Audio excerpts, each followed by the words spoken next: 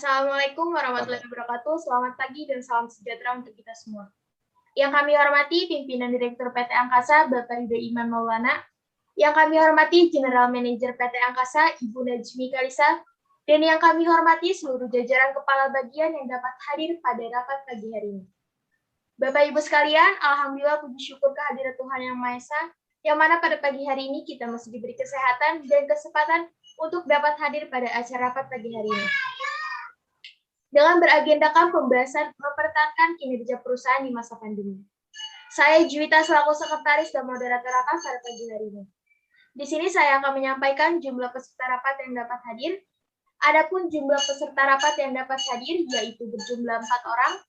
Masing-masingnya adalah yang pertama, General Manager dan Manajer Personalia Ibu Najmi Kalisa. Yang kedua, Manajer Keuangan Ibu Siti Nadia. Yang ketiga, Manajer Produksi dan Aset Perlengkapan Bapak Fauzan Arya. Yang keempat, Manajer Pemasaran Ibu Hera Ramadhani. Baiklah hadirin yang saya hormati, sebelum memasuki acara inti, terlebih dahulu saya akan bacakan susunan acara rapat pada pagi hari ini. Yang pertama, pembukaan rapat oleh saya sendiri selaku sekretaris dan moderator rapat. Yang kedua, sambutan oleh Direktur Perusahaan Bapak Ridho Iman Maulana. Yang ketiga, laporan kinerja perusahaan 1 bulan terakhir oleh General Manager Ibu Najmi Kalisa. Yang keempat, laporan keuangan perusahaan 1 bulan terakhir oleh Manajer Keuangan Ibu Siti Nadia. Yang kelima, tanggapan kinerja perusahaan oleh seluruh anggota rapat. Yang keenam, membuat strategi mempertahankan kinerja perusahaan oleh seluruh anggota rapat. Yang ketujuh, coffee break. Yang kedelapan, masukan dan saran hasil rapat oleh seluruh anggota rapat. Yang kesembilan, kesimpulan rapat yang akan dibacakan oleh moderator. Yang ke-10, penutup. Baiklah, masuk pada acara yang kedua, yaitu kata sambutan oleh Direktur PT Angkasa, Bapak Ridho Iman Maulana. Kepada Bapak Ridho, waktu dan tempat kami persilakan. Baik, terima kasih. Rapat hari ini kita mulai. Selamat pagi Bapak Ibu semuanya, Sekretaris, General Manager, dan para kepala bagian. Sesuai dengan agenda kita mempertahankan kinerja perusahaan di masa pandemi, mengingat pada periode ini hampir semua sektor terkena imbas pandemi COVID-19, termasuk diantaranya sektor perdagangan. Maka untuk tetap mempertahankan laju perusahaan kita yang bergerak di bidang penjualan jasa dan servis AC, kita perlu strategi yang tepat dan jitu. Langsung saja terlebih dahulu saya persilakan dengan General Manager untuk memaparkan laporan kinerja perusahaan kita dalam 1 tahun terakhir.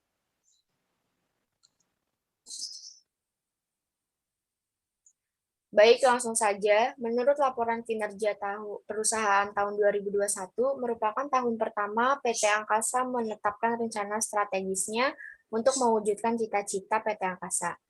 PT Angkasa pun memiliki visi, yaitu menjadikan perusahaan yang mandiri dan terkemuka dalam memberikan layanan industri elektronik AC dan lembaga yang unggul dalam jual beli di bidang elektronik AC. Sehingga PT Angkasa telah menetapkan 7 indikator. Yang pertama yaitu meningkatkan pembelian AC, yang kedua meningkatkan layanan servis AC, yang ketiga meningkatkan branding perusahaan, yang keempat meminimalisir pengeluaran, yang kelima meningkatkan pembelian jenis produk Sharp, yang keenam meningkatkan pemasukan, dan yang ketujuh adalah kenyamanan pembeli. Tetapi dikarenakan adanya COVID-19 ini, sehingga 4 indikator telah tercapai, sedangkan 3 indikator lagi tidak memenuhi target. Adapun 3 indikator tersebut, yaitu yang pertama, tidak adanya peningkatan pembelian pada jenis produk Sharp, sehingga produksinya yang menumpuk. Yang kedua, peningkatan pembelian AC, dan yang ketiga adalah peningkatan pemasukan.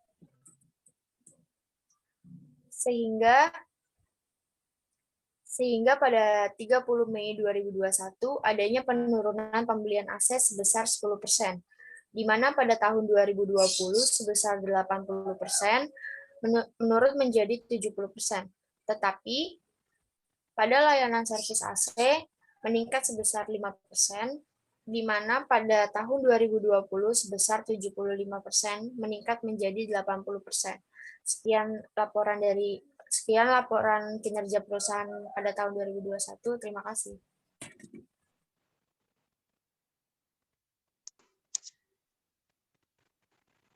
Baik, terima kasih untuk mendukung laporan tersebut. Saya persilakan kepada manajer keuangan untuk mempresentasikan laporan keuangan perusahaan dalam 1 tahun terakhir.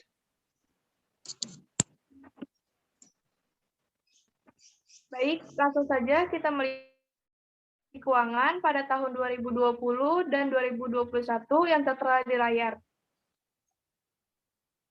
Laporan laba rugi 31 Mei 2020, penjualan barang sebesar 110 juta, pendapatan jasa servis sebesar 9.500.000, jumlah pendapatan usaha sebesar 119.500.000, pendapatan atas pengantaran sebesar 2.500.000, total laba kotornya adalah 122 juta.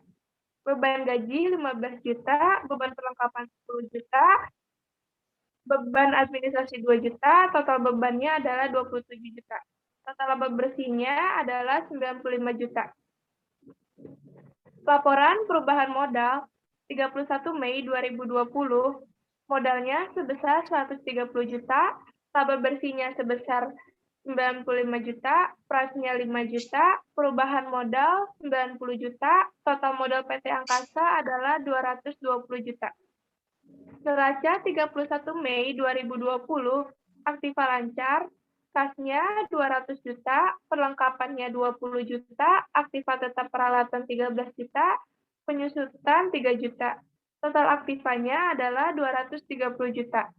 Utang gaji sebesar 3 juta, utang bank sebesar 7 juta, modal bersihnya 220 juta. Total kewajiban dan ekuitas pemilik sebesar 230 juta. Laporan laba rugi 31 Mei 2021, penjualan barang 100 juta, pendapatan 10 juta, jumlah pendapatan usaha 110 juta, pendapatan atas pengantaran 2 juta, total laba kotornya adalah 112 juta. Beban gaji 15 juta, beban perlengkapan 10 juta, beban administrasi 2 juta. Total bebannya adalah 27 juta. Total laba bersihnya adalah 85 juta. Laporan perubahan modal laporan perubahan modal 31 Mei 2021, modal 100 juta, laba bersih 85 juta, price-nya 5 juta, perubahan modal 80 juta, total modal PT Angkasanya 180 juta. Neraca 31 Mei 2021, aktiva lancarnya, kasnya sebesar 170 juta, perlengkapan 15 juta, aktiva tetap peralatan 7 juta, penyusutan 2 juta, total aktiva 190 juta, utang gaji 3 juta, utang bank 7 juta, modal bersihnya 180 juta. Total kewajiban dan ekuitas pemilik sebesar 190 juta. Dari data pada tahun 2021, ini perhitungan laporan laba bersih perusahaan mengalami penurunan. Meskipun terjadi penurunan dalam jumlah pendapatan, PT Angkasa akan membuat strategi untuk mempertahankan kinerja perusahaan agar jumlah pendapatan di bulan berikutnya semakin meningkat. Baik seperti yang sudah diberitahukan oleh General Manager, bahwa terdapat servis AC yang meningkat pada tahun ini dikarenakan faktor pandemi ini di mana sejumlah orang akan khawatir sirkulasi udara dalam ruangan berpendingin udara atau AC yang tak lancar bisa menjadi sarana penularan penyakit. Mengingat pentingnya sirkulasi udara, pemerintah menganjurkan pengelolaan tempat publik untuk menjaga kualitas udara di dalam ruangan.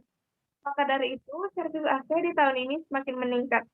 Sekian laporan dari saya, terima kasih.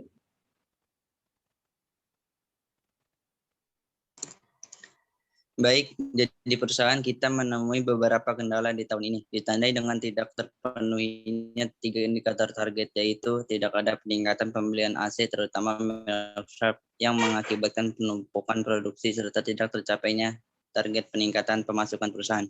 Dalam hal ini, bagaimana tanggapan dari divisi produksi? Terima kasih atas kesempatannya Bapak Direktur. Jadi saya akan menanggapi laporan yang diperkatakan dari General Manager, di mana terdapat indikator yang tidak memenuhi target. Salah satunya ialah tidak adanya peningkatan pembelian jenis produk sharp yang produksinya menumpuk. Menurut saya, penyebab utama mengapa jenis produk sharp tidak mengalami peningkatan dikarenakan penjualan produk sharp masih memakai teknologi lama yang boros energi. Berbeda dengan jenis produk lain yang kita jual, yang rata-rata juga menerapkan teknologi baru. yang hemat energi, saran saya sebaiknya produk SAP lebih ditingkatkan mutu dan kualitasnya, seperti di bagian tampilan yang lebih efisien, serta peningkatan teknologi terbaru yang hemat energi, sehingga dapat bersaing dengan produk lain.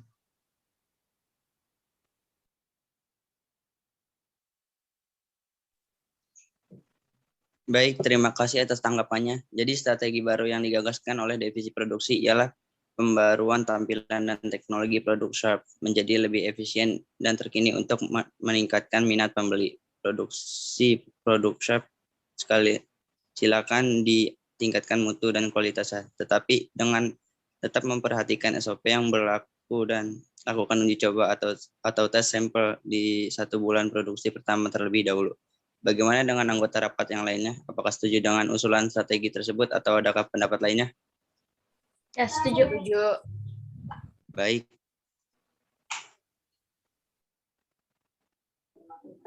Hadirin yang terhormat, jadwal acara untuk saat ini adalah waktunya coffee break.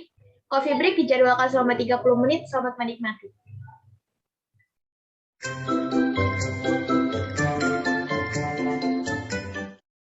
Hadirin sekalian, setelah mengisi ulang tenaga dan semangat, marilah kita mulai kembali acara rapat ini.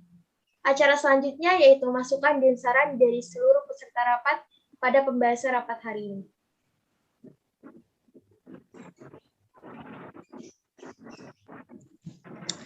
Selanjutnya dari divisi personalia, bagaimana tanggapan terkait 3 indikator yang belum berhasil dicapai oleh perusahaan di tahun ini? Menurut saya, berdasarkan laporan yang telah dijelaskan tadi, kita melihat bahwa penjualan AC yang menurun sekitar 10% ini diakibatkan karena di masa pandemi ini. Kita tahu konsumen tidak akan merasa aman jika membeli barang secara langsung.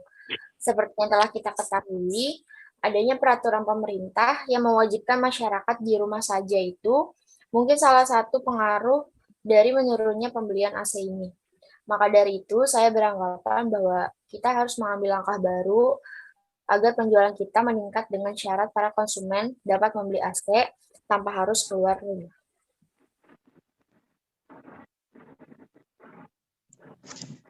Iya, saya setuju. Perusahaan kita harus menerapkan strategi baru terutama di bagian penjualan dan pemasaran. Pada divisi aset dan perlengkapan, silakan memaparkan perencanaan strateginya. Baik, terima kasih atas kesempatan dan waktunya. Untuk memperluas pangan, pasar, dan menarik lebih banyak lagi konsumen, kita dapat mempromosikan produk dari perusahaan ini dengan cara menyebarkan brosur secara langsung kepada calon konsumen di jalan-jalan ataupun pada tempat umum yang banyak dikunjungi khalayak demikian. Menyebarkan brosur langsung di keramaian ya. Apakah ada tanggapan yang lain mengenai usulan Bapak Fauzan?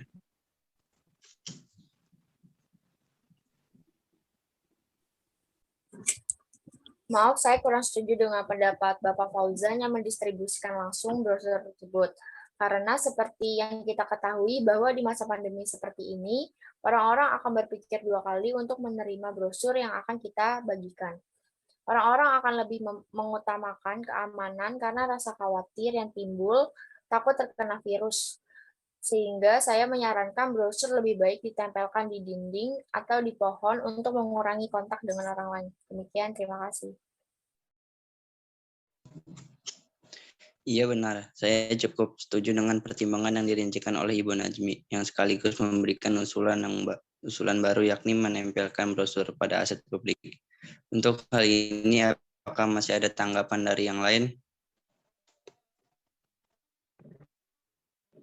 Menurut saya, kalau menempelkan di dinding ataupun di pohon kurang efektif dan efisien. Mengingat kurangnya minat baca masyarakat, selain itu penempelan di tempat umum memberikan dampak buruk bagi lingkungan.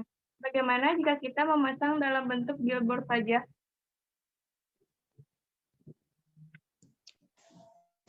Memang dalam usaha meningkatkan pemasukan perusahaan kita harus tetap memberikan dampak positif terlebih bagi lingkungan. Usulan baru memasang billboard, apakah ada sanggahan? Dari tanggapan Ibu Nadia, menurut saya memiliki banyak pertimbangan. Jika kita memasang billboard, maka itu akan mengeluarkan biaya yang besar, seperti biaya penyewaan dan biaya perizinan pemasangan. Baik, terima kasih atas seluruh tanggapannya. Memang benar ini sebisa mungkin kita memakai sistem pemasaran yang menggunakan biaya yang lebih sedikit namun dapat berdampak besar dan pertambahan konsumen. Silakan kepada divisi pemasaran apa strategi yang sudah dirancang menghadapi hal ini. Baiklah, terima kasih kepada Bapak Ridho telah memberikan saya kesempatan untuk memberikan saran.